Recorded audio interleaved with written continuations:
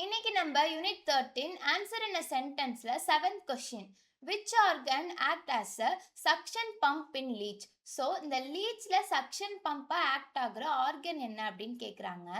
இப்போ லீச் வந்து இப்போ ஒரு பாடியை போய் சக் பண்ணுது. ஸோ அந்த பாடியிலேருந்து இந்த பிளட்டை சக் பண்ணுறப்போ அது எந்த ஆர்கன் வந்து அதுக்கு ஹெல்ப் பண்ணும் அப்படின்னு கேட்டிங்கன்னா இந்த ஃபேரனெக்ஸ் தான். ஸோ ஆன்சர் வந்து ஃபேரனெக்ஸ்.